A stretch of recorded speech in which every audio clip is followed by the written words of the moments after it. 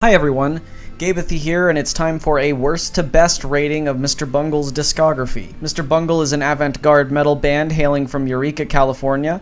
It is fronted by notorious rock artist Mike Pat, who is a very prolific vocalist in bands like Faith No More, Dead Cross, and Phantomos. The man is a musical genius, and he's dipped his toes into so many different kinds of music. I mean, the guy has a really impressive track record.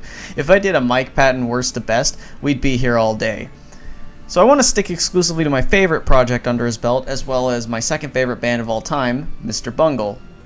Mr. Bungle is one of the most unique bands ever, and they've been at this shit since 1985, leading all the way up to 2000 when they disbanded. They wouldn't see a return until recently, starting in 2019. Now this is going to be a ranking of their discography from their first full-length studio album in 1991, leading all the way up to their most recent album in 2020. I saw other YouTubers, specifically ones with heads shaped like melons, do this exact gimmick with plenty of other artists, but that's not the only reason I'm doing this. Part of this is just as an excuse to talk about Mr. Bungle again. I figured this would be the best way and most appropriate way to settle the score properly and update my current feelings on the band, whilst also talking about work by them that I never got the chance to cover on my channel. I don't really have much to say about Raging Wrath, but I can tell you for certain that it isn't necessarily a bad album. It's a fun, well-produced homage to their older work that they did before they released their first studio album. I also kind of hope that it's the last Mr. Bungle album because I think it's a very appropriate send-off. This is them, much later in their life, redoing ideas they had as kids. So if the sound seems outdated or boomer energy, you're kind of missing the point as to why they did this. I had a feeling that this is what they were going to do, and I was still on board because I honestly struggled to listen to the original demo of this due to the god-awful quality. The first track is an intro track that goes on for way too long, which is the entire joke. Raping Your Mind and Hypocrites are some of my favorite cuts on this album. They're very intricately detailed and just go full throttle with this insanity. I also like the part where they play the riff from Love is a Fist, although I guess this is technically where it originated. Erasist is also probably my favorite track on this whole thing. It's very catchy, has a very infectious hook, and it just brings me back to when I enjoyed bands like Iron Maiden and Slayer. It's a lot of fun, and I definitely enjoyed it when it came out, but I have to be honest, this album was not what I wanted. Generic, but relatively fun thrash metal album, and I mean, nothing about it feels interesting or new, but it had some catchy songs. I managed to land them a serious interview with Eric Andre. You have to be a super special kind of person for him to interview you and not fuck with you. My biggest issue is just honestly that it goes on for a bit too long. I don't think something this campy and silly needs to be 55 minutes long. It's not a bad album, but it isn't a very memorable album, and in a few years' time, it's the one that I will remember the least.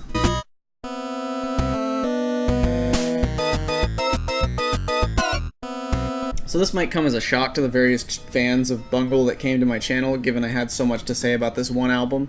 I went on and on to all of my friends about how much of a masterpiece it was and how it's literally perfect. In retrospect, I do think I hyped this album up a bit too much, but please try to understand that I do not think this album is bad even now, because there are a lot of great songs on it. Stub-a-Dub still hits really fucking hard with its amazing, catchy, fast-paced intensity.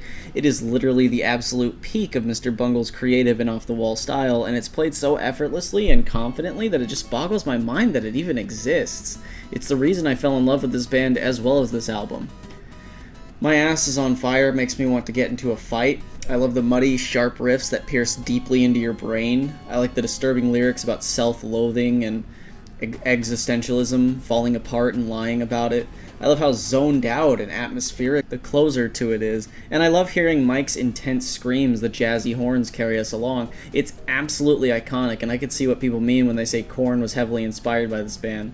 It's a similar feeling that I get from Love is a Fist, which has one of my favorite riffs on the whole album. It's very aggressive and chanty, but fast-paced and energetic. Plus, it's just really fucking badass. I mean, it's clear they are not afraid to lose it in a song and go full throttle with it. Carousel is still one of the best songs to listen to when getting into Mr. Bungle. It's wacky and catchy and cute, but also dark and creepy. The horn on that song is fucking infectious, and Mike's vocal delivery really just makes it feel complete. The vomiting segment, followed by the insane laughter, is the cherry on top. I just really love Mr. Bungle's focus on creative psychedelic sounds. This album is just a big carnival freak show, and every song is so distinct and creative. It's a lot like their first track, quote unquote, which ends with these crazy whisper sounds. It feels like something straight from a horror film. Songs like Dead Goon and Egg feel sort of proggy, but in a really distorted and disturbing way. Egg is just this full-throttle, philosophically dense number that just does whatever the hell it wants, just switches it up on the fly without a care in the world as to how you feel about it. And Dead Goon is a really atmospheric concept song about someone dying from autoerotic asphyxiation. It's very dense, and you can pretty much identify the exact moment the chair slips and the character is suffocating to death. I love how dedicated it is to emulating this really stupid scenario. It's extremely detailed and just a perfect way to end the album. These moments are fucking amazing, but the thing is that when I listen to this album now, there are a lot of things about it that I wish weren't there. The skits are funny the first time you listen, but they all seem to go on for way longer than they need to. Why do we need to listen to Mike Patton take a shit? Why do we need to listen to a weird audio clip of a boss sexually harassing one of the women who work for him? Why do we need to listen to train ambience with the band members talking about some bullshit that I can't understand, both because I don't have the context and because this background noise completely drowns it out? It's not really like the skits are necessarily bad, it's just that they go on for so long, and half the time they're not really charming or creative, they're annoying. It's clearly an album made to invade your comfort zone, but it's for that reason that I can no longer really consider it my favorite. I admit this could be because I listened to it so many times when I first discovered that I've grown sick of it, but that's not really true, because I still listen to some of the tracks on it occasionally. Girls of Porn, as catchy as it is not a song I can listen to around other people, so I rarely found myself revisiting it. I also stand by the fact that Slowly Growing Deaf is easily the most boring song on the entire album. Squeeze Me Macaroni is another song that I consider catchy, but it just doesn't really stick with me the way that a lot of the more iconic songs do. It has a lot of great things going for it, and there are certainly more good songs than there are bad, but I usually skip those 3 tracks in particular because they don't really measure up to what the rest of the album entails. It's a great album, but when I look at it retrospectively, it just doesn't really stick with me nearly as much. This is the most drastic change in opinion I've had on an album, and the funny part is that I still don't fully know how to feel about this one. Don't get me wrong, my criticisms remain entirely the same. Everyone I went to high school with is dead is still one of the most annoying things I've ever had to hear, with its obnoxious muddy guitar paired with the god-awful chanting. People have tried to explain why this song sounds the way it does and how it's supposed to fit the deeper meaning. I'll be frank, I don't give a shit. If I eat shit to prove eating shit is bad, I'm still eating shit. I still think the whining at the end of Spy is really bad, and I still think After School Special and The Bends are literally unfinished. That skit at the end of the former still takes up way too much of that song, and it just shouldn't be here. Merry Go Bye Bye is also still really boring. And the long section of just random noises is awful. It's an awful way to end your album, and I don't know why they insisted on including it. But the rest of the album has grown on me significantly. Like, I just get so surprised at how hard a lot of the songs I took for granted go. Chemical Marriage is really catchy, and it's also weirdly cute with Mike's mischievous humming. Carrie Stress in the Jaw is fucking insane. It has my favorite scream in probably any song, and it also has my favorite build-up in probably any song. It's easily top 5 Mr. Bungle tracks for sure. Desert Search for Techno Allah is very much so an acquired taste, but holy fuck, that song's pacing is so off the wall and creative that I just can't not love it. Violenza Domestica is still one of the most atmospheric and dramatic songs I've ever heard, and I seriously wish it had a music video. Phlegmatics is this fast-paced build-up into these climactic, airy strums with Mike's soothing vocals, then we leave the track on a really dramatic orchestra. Easily a classic. Mamishka Masquaz just goes so fucking hard. It's just so wacky and catchy and weird, but not in a way that feels grossly inappropriate. I just cannot describe how detailed, simplistic, and wacky it is. It's just so fucking fun. Backstroking is a track I took for granted as well. I actually quite enjoyed its build-up from a soothing, mischievous strum paired with soft drums and cute chants. It kind of has this elevator music vibe going for it, but the best part is just that it ends so abruptly, and then we get put into this weird, creepy, uncomfortable, hypnotic synth as Mike makes a dick joke. It's short, but I think it's pretty memorable given most things. Platypus is weird as well, but if you're wearing headphones, there's a lot of creative musical ideas on there that I just wish I had mentioned in my review instead of just basically invalidating it by comparing it to the biggest meme album to ever exist. I love how Mike's voice will jump from left speaker to right speaker. It sounds so all over the place, and it's such a goofy premise that I quite enjoy it. I've generally become a lot more positive about the good aspects of this album, so much so that despite how jarring the blemishes it has are, I don't think they really hold back its best moments whatsoever. And there are just as many bad skits on this one as there are on the self-titled, but none of them were really necessarily repulsive. A lot of them were just kind of annoying. It's also extremely creepy, and it feels a lot more dark and jarringly horrifying than the self-titled ever did at any moment. But what I also came to realize is that this kind of sound is actually something I cannot find anything similar to. The closest I found was KO Dot, which is a really unique band I think you should check out if you're into metal.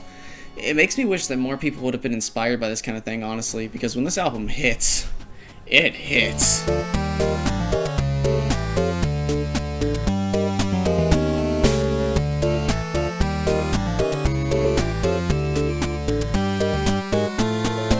Finally, here we have it. The best Mr. Bungle album, in my opinion, nowadays is actually California. For the longest time, I went by the belief that this was their second best album, but these days I completely disagree with that notion.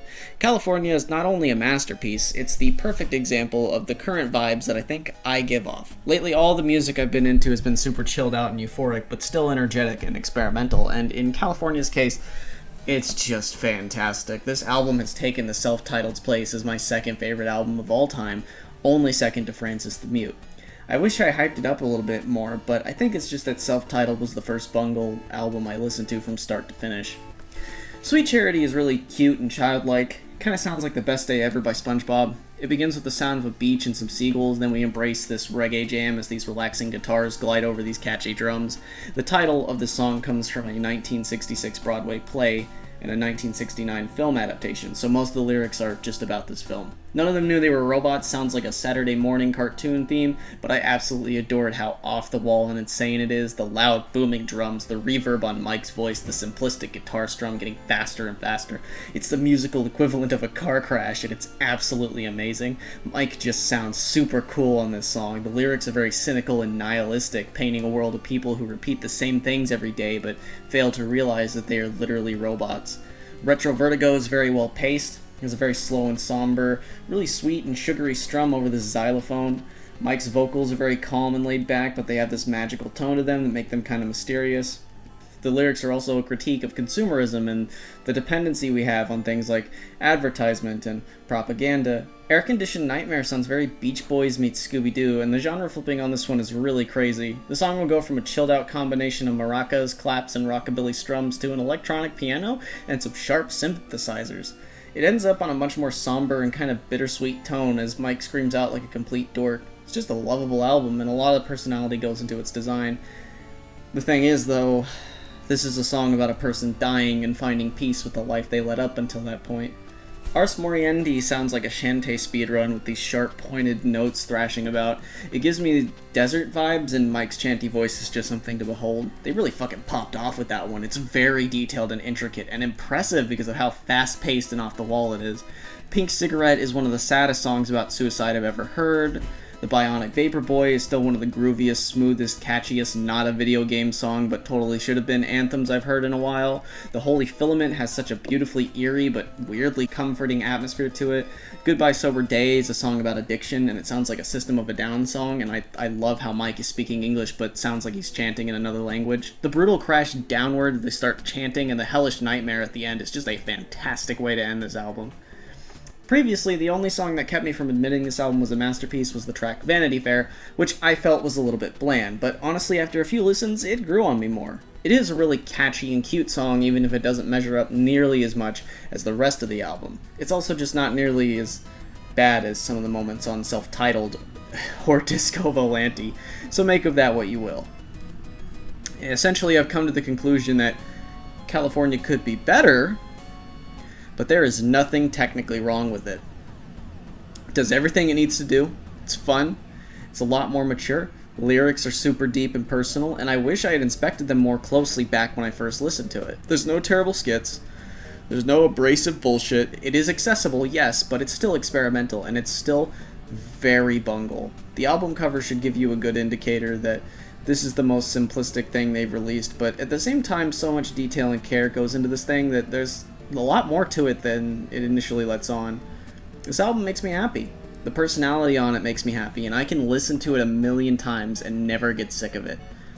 I guess it could be that I'm growing up. I mean, I'm 21 now, and I'm pushing 22. Lately, I've been listening to a ton of emo music. Funny because when I was younger, I hated emo music in order to look cool to everyone around me. But California just feels like a musical representation of the state of my life that I'm currently in. It's sad and it's somber, but it's not hopeless. If Self-Titled is an immature child's view of the dark parts of life, and Disco Volante is a much more aggressive, mature, angsty, and eerie reflection of that same theme, then California, in my opinion, is a much more positive and peaceful take. It feels like a fun little pop record, but it also feels like finding peace after so much struggle. Did you agree with this ranking? How would you rate their discography? I want to make more videos like this in the future, but it takes time and effort because I overthink how I do things now. I've been a lot more proud of my content lately, but it's just been a little hard to get things rolling sometimes and find the motivation to keep working on my content. I've learned a lot in the past couple years, but it's completely changed how I approach my content, and I hope that I can bring more videos that people will enjoy. Don't forget to subscribe for more musical reviews, and check out my other Mr. Bungle videos I created. They don't fully reflect my current opinions on Mr. Bungle's work, but I'm proud of them regardless.